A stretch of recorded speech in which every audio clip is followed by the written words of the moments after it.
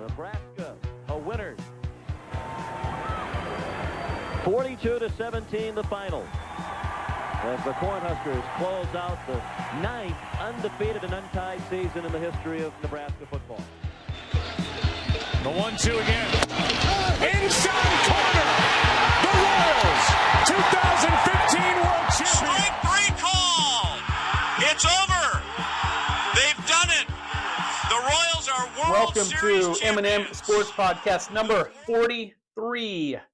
Tonight, we're going to talk a little Kansas City Royals. We're not going to just avoid it because they're not playing well, but we're also going to mix in some Husker recruiting news and also a little NFL. Yeah, absolutely. We're going to start with the Royals, Brian, and if Royals fans are looking for some good news, I have it. Okay. They've played one game in July, and they're undefeated. They're 1-0.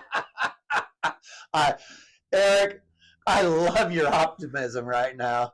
I'm not as optimistic as you are. I'm loving it. And now the bad news, what I call the June swoon, Okay. where they went 8-18. That'll really set a team back in a hurry. That'll knock the wind out of you real quick, won't it? I mean, Yep.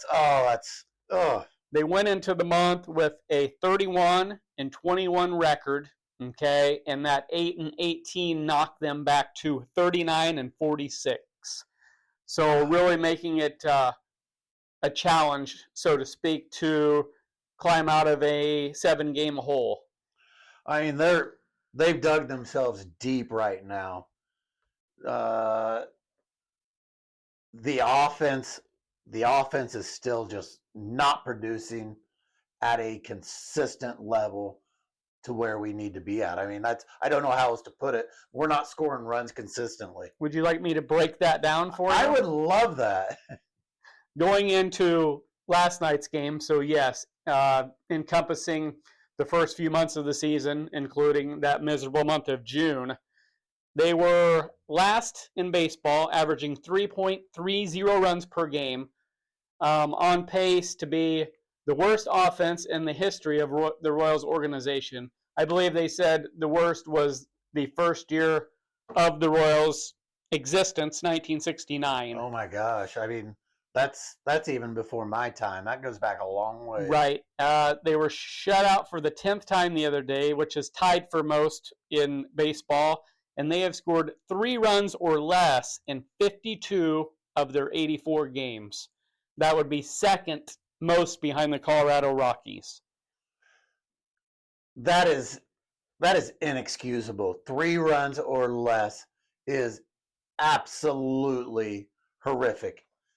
No wonder our pitchers are throwing up great numbers, but their win-loss record is not showing how well they're actually doing. Right. Last year, they were second best in baseball with runners in scoring position. They hit 282. This Okay. year, they are 227. Wow. Quite a step back. They don't walk enough. They don't hit for enough power. They swing too much, and they chase too many bad pitches. That pretty much tells the tale right there. What do you attribute this to? What has changed in a year's time? When I was looking through each and every player, the only player that has improved since last year of our main guys is Miguel Garcia. Yeah, I was going to say. Otherwise, each and every guy has taken a step back. That's just... And to answer your question, I don't have the answer. The answer, but I would like to think that someone in the organization would. There's a lot of talk, speculation. You know how things work. You know, the hitting coaches are going to catch a lot of the blame when things are going bad, and Sure. And probably not get enough credit when things are going good. Players get the credit, and they should, but it seems like, when things go bad, hitting coaches are to blame because you can't replace each and every guy as far as your hitters go. So, a lot of times, obviously, coaches get replaced. They're the first one on the cutting block. Right. Yes, absolutely. I mean, we're at that point to where, golly, something's got to change. We've got to start scoring some runs. I know the hitting with runners in scoring position has been just absolutely putrid this year.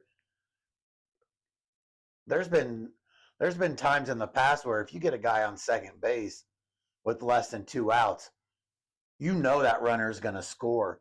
And this year, that's just not happening. Right. I have noticed a lot of times they'll let a really good first pitch go by, and so they automatically put themselves in a hole. Sure. And then after that, they start chasing the bad pitches. Yep. So one might say a backwards or an incorrect approach. So maybe they need to go with the Alcides Escobar approach. And yep. Go out, sit on that first pitch. Attack early. Yeah. Yes. Go on the offensive. I think it's time to try that for sure. We have nothing to lose. See if you can get pitchers to change things up as far as their approach against the Royals, and maybe get a little more patient at the plate. Don't go up there if you do get down 0-1. Don't go up there chasing. Right. I believe when I was reading an article, they used the word ambush. Try to ambush the pitcher. Sure. And that's what Alcides was known for. He might have not been the most refined hitter, but he did have an aggressive ambush the pitcher type approach. And it led to a inside the park home run to lead off the 2015 World Series. Oh, he was a great Royal. Yeah, he was definitely super aggressive for sure. He was. Yes. Stolen bases or base running in general is also, still a problem. Looking at 65 stolen bases and been caught stealing 29 times. That ratio is still not good. No. So yes, it's not just the hitting. It's the lack of power, not hitting with runners in scoring position, and bad base running. The same things that you've heard us talk about over and over. Finally caught up with them in the month of June, and their pitching could not bail them out like it had been, prior to the month of June. Absolutely. On the plus side, though, as bad as the month of June was, if you can flip that in the month of July, you're right back in the thick of things. Turn that 8-18 into an 18-8. Yeah, you're right back. I mean, right. It's going to be a tough uphill climb because they have buried themselves, but they're in a division where we could still fight for a wild card at this point. Yeah, there are 40 and 46 right now after their win last night. So 86 games down and 76 to go. Yeah. 76 to go. Yeah. But the offense has got to, take a better, smarter approach up to the plate. Yeah, I agree. Each and every hitter needs to approach things, like I said, in a smarter fashion because it's not working right now. Yeah, whatever we're doing, let's do the opposite. Just see if it works. Right. And you're not out anything. At home, that 0-6 homestand and the last homestand where they were 0-3 against Tampa Bay and 1-2 against the Dodgers puts them at 20-24 as far as a home record. Yeah. That's not going to get the fans excited to go out and watch them. Your home park, that's supposed to be, you're protected there.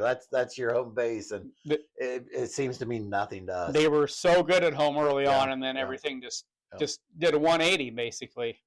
So they got to get back on track at home, hold their own on the road this road trip, get back at home and start winning some games. Well, they need to start moving because as optimistic as we're trying to be, the next couple weeks are crucial. If we don't turn things around these next couple weeks, it's going to be too late. It's going to be time to sell. It is. Like we've discussed. Yeah, you're right. 100%.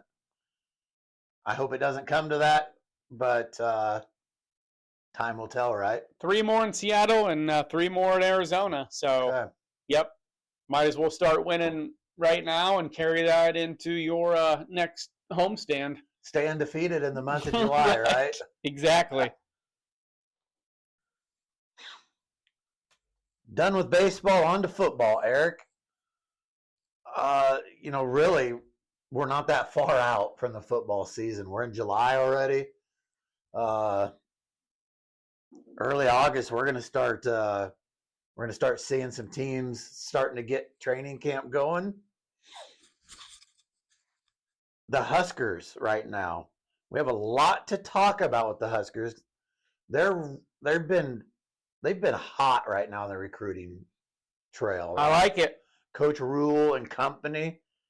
Just when you think maybe things were kind of quiet and we're last in the in the Big Ten with our class. We have here in the last few days we've added 4 really good recruits to our team. Hopefully we get them to our team. I mean, we're at the point now to where these guys, I think they're pretty committed.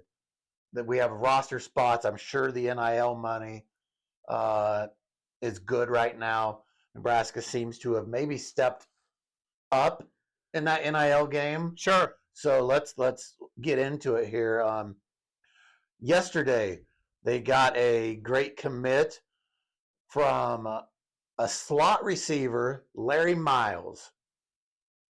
The 5'10", 170-pound receiver is rated anywhere from a 3 to a 4-star. He is seen as a high-volume target, and they said he could be just a menace to defenses in our short passing game. I like it. A lot of comparisons to Ja'Cory Barney. Okay. Seem like you get this kid the ball, and he's gonna make that first guy miss almost every time. He might not have the speed to go vertical and beat guys, but in that short yardage, he's going to be a key contributor. A quick first step, if you will. Exactly. He last year as a junior, he caught 68 balls for 1,204 yards and 10 scores. He is rated as the number 81st wide receiver in the class. So, I mean, this is a solid get for the Huskers. He chose them over, he had it down to 3 schools, Nebraska, Kentucky, and Pittsburgh. Nebraska wins out. I think we're going to see this kid on the field pretty soon. I think he's the type of dynamic kid that is going to contribute pretty quick. The more help, the better. Right? Another wide receiver we got, which we had been linked to for a while, was Nayland Scott. He was previously committed to Arizona State, and there'd been a lot of chatter of him seriously considering the Huskers. Again, this kid is rated a high 3 to a 4-star by most of the ratings. He's 6'2", 200 pounds, so he's a little more of your prototypical receiver. He's from Georgia. Kid's rated 55th in the class at his position. So again, I feel like we've got our quarterbacks in play now. We've got Dylan is poised to have a breakout sophomore year, and we've got Trey Taylor, who is out there. He's a 2027 recruit, I believe, but this kid's already peer recruiting. So we're lining up our quarterbacks for the future. Now we're starting to surround them with some of these talented receivers to go with it. Sure. Maybe more important than the talented receivers, though, Eric, the offensive line. I mean, that's a position we've struggled at for quite a while. You don't have a solid line, nothing else really matters. Right? We know this. Yeah. Huge announcement Monday. Claude Mapuama. Don't know if I pronounced that right. I hope I did. You get credit for trying. Offensive tackle from the Chicago area. This is a great get by Coach Donovan Raiola. Been working on this kid for a while. He is 6'7", 308 pounds. He's a 4-star, and he's kind of raw. He's newer to the game of football. He grew up playing soccer and basketball. So there was a guy who played for us a long time ago. His name was Ndamukong Suh. And this kid, he was known for being a soccer player. Soccer players are usually pretty athletic. So from what I see on this kid, you're going to get my hopes up throwing that name around. My hopes are really high right now.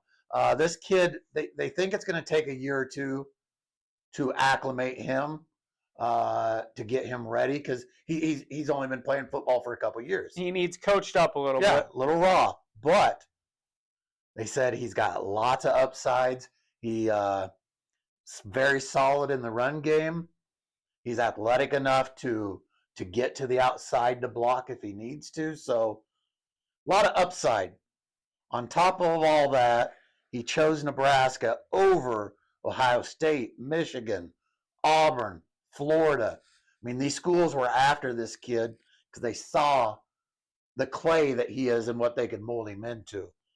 According to 247 Sports, they have him as high as the number 14th rated offensive tackle in the 2026 class. Okay. So, I mean, the jury's out on him, but the ceiling is very high. Sure. So a lot of raw ability is what you're saying. And if we get him in there, this 308 pounds, I mean, it's gonna go up quick. He gets into the weight room, he's eating properly. This kid will be, 330, 340. And from what I've seen, listened to, and read, they're already talking like down the road of him being a projected possible first-round pick in the NFL. Like, he has that ability. Right. Which is something we haven't been able to get to come in a while. So I'm excited about the prospect. Yeah. It'll be a couple years from now, but I'm excited. We also got another offensive line commit this week, Leon Noel Jr. from the New Orleans area. This kid, he's a little undersized right now. He's 6'5", 255, rated in that 3-star range, but he can play multiple positions on the offensive line. That's always advantageous. Yeah, he could be a guard, a tackle, move from one side to the other. Flexibility is a great thing. Yeah, especially on that line, right? Yes. Where you could plug him in. He was he played left tackle last year in high school for Edna Carr. They were the Division I state champs in the state of Louisiana. They were 14-0. He's rated as high as the number 45th offensive lineman in the country. So this week alone, we've snagged 2 top 50 offensive linemen. That's a big swing from where we've been the last few years. I agree. Now we've got to hold on to these kids. We've got to get them to signing day, get them to Lincoln, get them immersed in the program, and again, we added those big receivers that I spoke about earlier, a couple more linemen. We're trending in the right direction. I think this coaching staff is doing a great job of selling our university, selling our fans, and the boosters, the money, the NIL money. We're not getting these kids without throwing some money at them. I don't know what it is, but to get a 4-star offensive lineman today is going to cost you. Sure. So we're ponying up a little more than maybe that's something we realized after last year.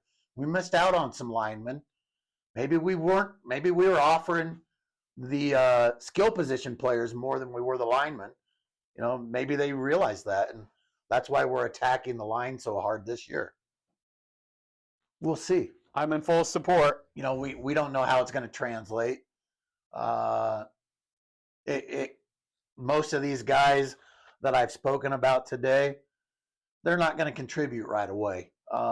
Larry Miles might be a contributor as a freshman.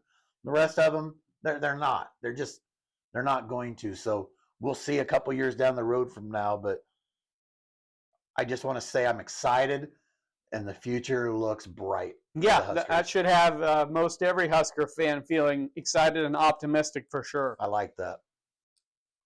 Okay, Brian, we got a little NFL talk. All right. I was just looking through, different teams and the moves that they've made this off season, and one team that really stood out was the Pittsburgh Steelers. Okay. And it's very unlike them to have like a complete overhaul, but that's exactly what this is. There was just a big trade a couple of days ago. Okay. They sent Minka Fitzpatrick and a 2027 fifth-round pick to the Dolphins, and in return got cornerback Caleb Ramsey and Jonnu Smith, tight end, who had a big year last year, so brought in a couple more big-time playmakers. They also, they acquired the seventh-round pick in 2027 from Miami. So that just got me looking at kind of what they've done overall this year.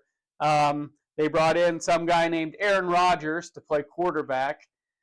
We all know what that could entail. The guy can still throw it. He can still wing it, though. Jalen Ramsey, like I just mentioned. Darius Slay Jr., another big-time cornerback. Jonnu Smith, as I just mentioned, tight end. And DK Metcalf, who had some really big years with Seattle. So yes, there's 5 additions.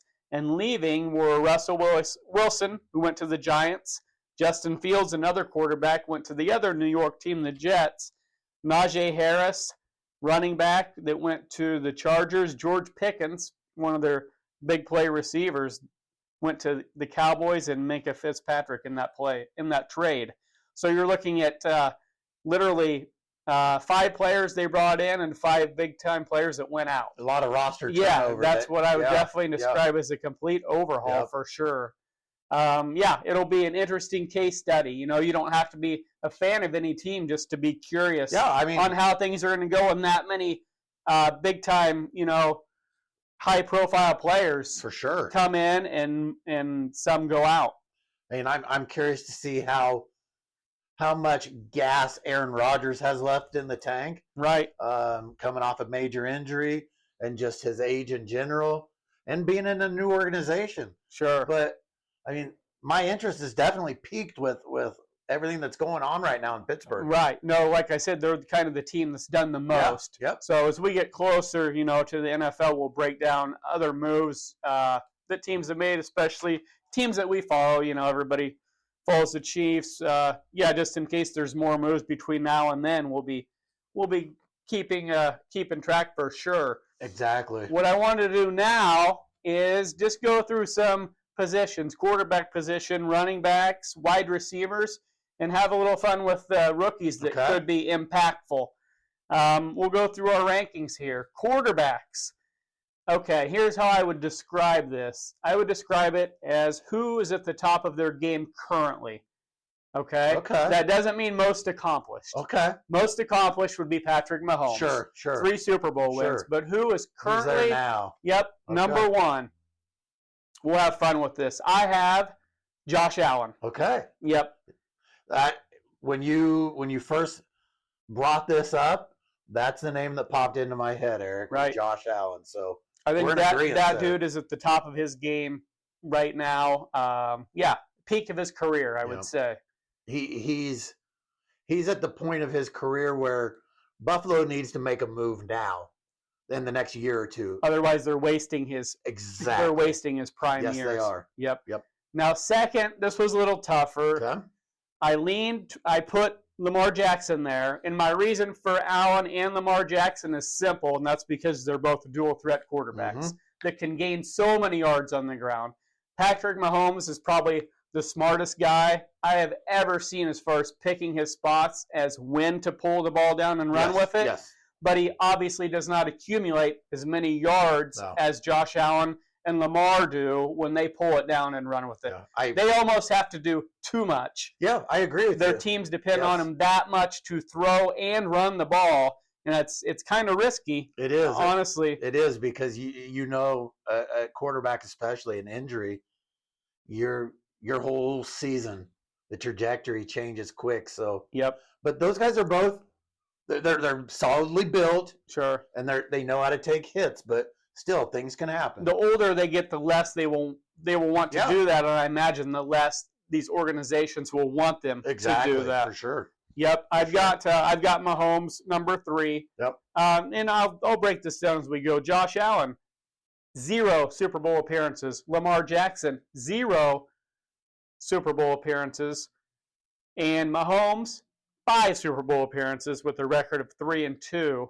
Okay, so there's my top 3: Allen, Lamar, Mahomes. Do you agree? I fully agree with all 3 of those. Like your spots and everything. I think if you were to have posed that question to me before you said that, I would have ranked those 3 guys in those 3 spots. Right. Finishing out the top 5, I have Joe Burrow, actually 4th. He's coming off the best year of his career last year. Guys put up some crazy good numbers. Has appeared in 1 Super Bowl, was 0-1 in that Super Bowl.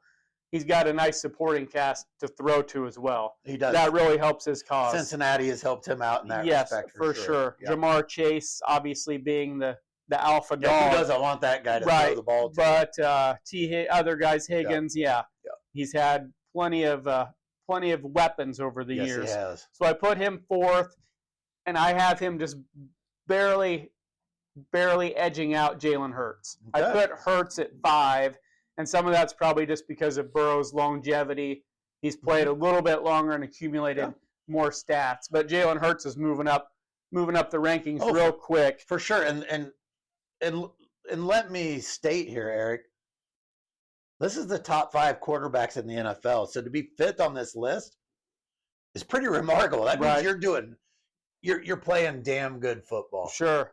Hurts also had, a hell of a running back to help him out in Saquon Barkley last year, so he didn't maybe have to do as much, but he did obviously enough to win Super Bowl MVP. Yep. That counts for something, no doubt. Hurts 1-1 in Super Bowls, so as the years go by here, he could definitely skyrocket up that list in a hurry. But I've got, Allen, Lamar, Jackson, Mahomes, Burrow, Hurts, and I have Jaden Daniels just on the outside looking in. Well, you have to, right? Yeah. Yes. Based on the 1 year he had last year, boy, he looks like he could be something spectacular. Spectacular. What do those 5 guys all have in common, though, Eric? They have great offensive lines. Yes. They will be the first ones to sing their linemen's praise. And a lot of times those linemen are unsung heroes. But when your quarterback is putting up the numbers that they are, you get a sense of accomplishment just knowing, well, my quarterback threw for this obscene amount of yardage this year because I gave him the protection. Yeah. So that's a great point. Offensive lines never get as much credit as they deserve. Exactly. Moving on to running backs. I'm putting Saquon Barkley number 1 right now, and it might just be for 1 more year. Sure. I have him just edging out Jahmyr Gibbs and Bijan Robinson. Those 2 dudes, I think, are probably going to be 1 and 2 here pretty quick. But I see maybe 1 more huge year out of Saquon if him and Philly don't have, little Super Bowl lapse. We'll see a little letdown after winning it all last year. But just that huge year last year. I've got him number 1. I've got Gibbs for the Lions number 2. He had 20 touchdowns last year. Going into his 3rd year this year, I would expect another huge season out of him. Yep, youth is on his side. With it, obviously, a great supporting cast around him and the Detroit Lions. And the Lions have a little axe to grind this year. So. Yep. Bijan Robinson was a freaking workhorse for the Falcons. 300-plus carries last year. Nothing not to like about what he did as far as his stat line. And he's young enough he can still shoulder that load. I've got him 3. Christian McCaffrey, people might forget about him because he was hurt last year. Sure. But I think he's still got another big year or 2 left in him. If he stays healthy, he is definitely in the top 5 running backs. Right. I've got him 4th. And then this one might be a little surprise, Josh Jacobs for Green Bay. He had a good year. Yes, he did. Coming from the Raiders, who we know haven't been great as an organization over the years, to a team in Green Bay that is accustomed to winning. So I can see him having maybe even a better year than he did last year. I agree. So I have him rounding out the top 5 there. Wide receivers. Jamar Chase, listen to this stat line last year. 127 catches. Wow. 1,708 yards and 17 TDs. My gosh. I mean, that's those are PlayStation numbers, Eric. That's insane. Wow. And yes, he has Burrow throwing him the ball, Yeah. other weapons around him to where teams have to be honest as far as the way they play defense. They can't just load up on him. Yep. So he's got a lot going for him in terms of his supporting cast. Absolutely. So I have him one. Justin Jefferson is just a freak for the Vikings. Yeah. He'll have a different quarterback throwing it to him this year in the McCarthy kid that was hurt, rookie out of Michigan last year. But I think that kid's going to be all right. Their offensive line was solid last year, which gave Sam Darnold an opportunity to have his big season. Yeah, Darnold had, I mean, arguably the best year of his career. Yeah. So, Jefferson with 103 receptions, just over 1,500 yards and 10 TDs last year. What do those two guys have in common, Brian? Both out of LSU. They seem to produce some good ones. They do. They do. I wonder if ex-coach Mickey Joseph had anything to do with that in his time at LSU. Good question. I think he's tied to those guys somewhere. Okay. If I remember right. Number 3, I have CeeDee Lamb, and my reasoning is simple. He plays for the Dallas Cowboys. What do they like to do? Throw it all over the place. So he's going to accumulate some stats just because they throw it so much. Absolutely. And he is a crazy good talent. He is. But we've talked about this. Jerry loves his team to wing it all over the place. There'll be some junk points in there for him too, I'm sure. When you get that many opportunities, you're bound to put up big numbers. Right. And then number 4, I've got St. Brown for the Lions. He had a huge year last year. 115 catches, 1,263 yards, and 12 TDs. I expect the Lions to be dynamic on offense once again this year. They're not going to drop off from last year at all. Right. Yeah. And my number 5 happens to be one more receiver out of LSU, Malik Neighbors for the Giants. Oh. Listen to this. A bad Giants team last year. The guy caught 121 balls for 1,391 yards and 11 TDs. Wow. I mean, that's for a rookie. Yeah. And some of that was playing from behind, but you still got to go out and do it. Yes, you still have to be motivated too to play for a team that wasn't that great in the Giants last year. If you're playing from behind, usually a lot of times guys will get a little lazy out there. Right. They're not going to run crisp routes because it doesn't matter. Right. But evidently this kid took it serious. Yeah, he's, like I said, another freak show talent that's only going to get better. So I have him number 5 on my list of receivers. And now we'll go to rookies. Rookies. Yep. Who is going to be most impactful this year? There's a bunch of running backs I have on my list. Okay. A lot of people have Ashton Genty. I actually went a different direction. He's on my list. I just don't have him at the top of the list. I have Omarion Hampton, a running back out of North Carolina who happens to play for Jim Harbaugh and the Chargers. Okay. Jim Harbaugh loves that old school type defense and run the ball approach. Yeah. I think Omarion Hampton's going to get a bunch of carries for the Chargers. Sometimes your best offense is keeping the ball out of the hands of the opposing team. So if you can run the ball a lot and limit their touches, it can lead to wins. Right. And I have another running back from that division, R.J. Harvey, running back out of Central Florida, who happens to play for Denver, who had a hell of a season last year. I can see him having a really nice year in Sean Payton's offense. Yep. Sean Payton's an old Bill Parcells guy. He's not afraid to run the ball when he needs to as well. And Denver's definitely, we talked about this last year, they're on the upswing. I think they will continue to become more relevant. That's going to be a tough division. We'll get into that another time, but it's going to be fun. Exactly. I have Ashton Genty 3rd on my list of running backs, and I'd have him higher, but it's just the uncertainty of what Oakland has as a team, definitely on the offensive line. Absolutely. If they just have a decent offensive line, I think he's going to have a stellar season. He'll have a great, but he can't create holes. No. And he's going to get touches. Sure. But if the holes aren't there, he just needs a little help. If they can just give him a little help, he'll be fine. Yep. But I just trust more in the Chargers and Denver than I do I get it. The Raiders at this point. I've got Travis Hunter on my list. I think that kid's motivated, playing close to home like we talked about. I think, Jacksonville, they're not going to be great, but I think they might be at least decent, and I can see Travis Hunter having a pretty good year for them. You might disagree with me on this one. Well, as a receiver, I think he will accumulate some stats. That's the position I'm talking since we're discussing offense here. I don't want to be hard on this kid. I've just never been sold on him, Eric. I think he's a great athlete. I'm excited to see how his college game will translate to the NFL. I don't know if he's going to be able to take a game over in the NFL like he did in college.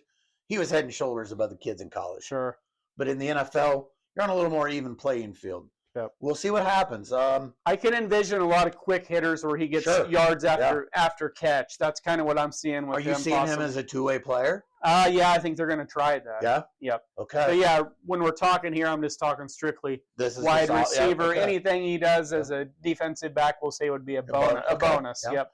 I mean, I don't think it's crazy to have him on this list. So, right. Yeah. Yeah, I would have him probably, like I said, in my top 5 behind those running backs. Yeah, I have him pretty high. Good.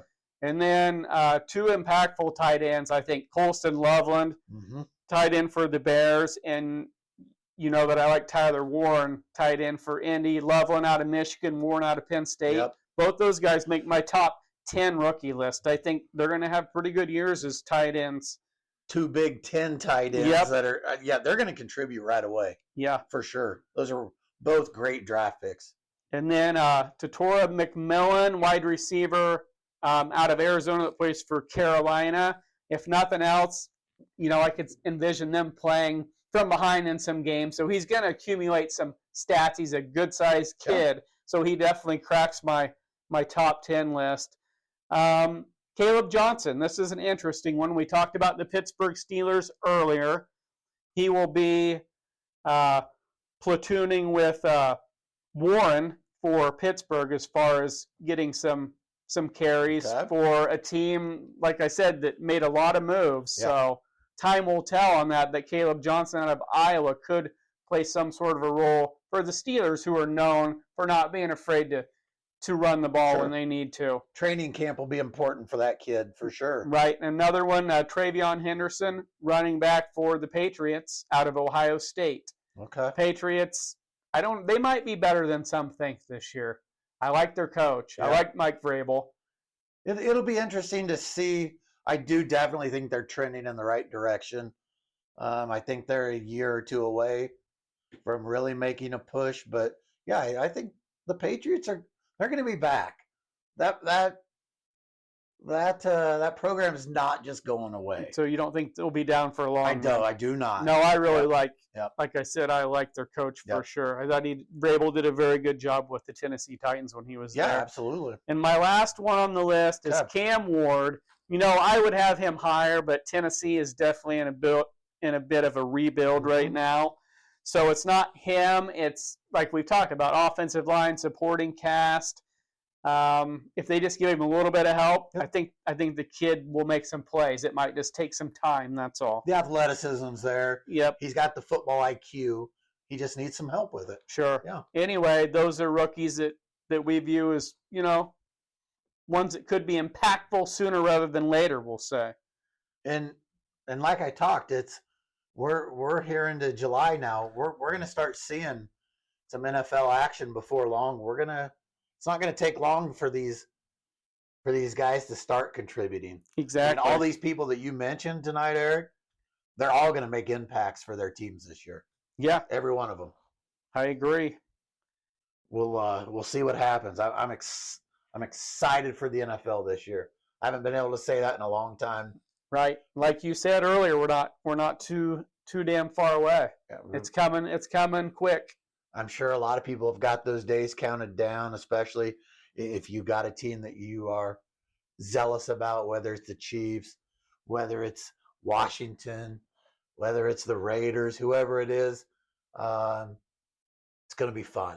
Sure. It's going to be fun. The NFL's fun. And once we get closer, of course, we'll have team previews, division breakdown, all that fun stuff. But just for today, I thought we'd just throw some players out there and go ahead and give projections on what we think they could do. Absolutely. I've covered everything I need to cover tonight, Eric. Yeah, I think we have. I appreciate everyone who listens. If you think about it, go on YouTube, hit that subscribe button. Let's see those numbers go up this week. We would really appreciate it. Leave us a comment if you want. You can go on Spotify, subscribe to us there. But you know, let us know what we're doing here. Let us know what you like, dislike, and we can try something different if it's not working. Yeah, feedback is always welcome. Absolutely. Thanks for listening, and we'll be back next week. Yeah, everybody have a great 4th of July. Don't blow your fingers off.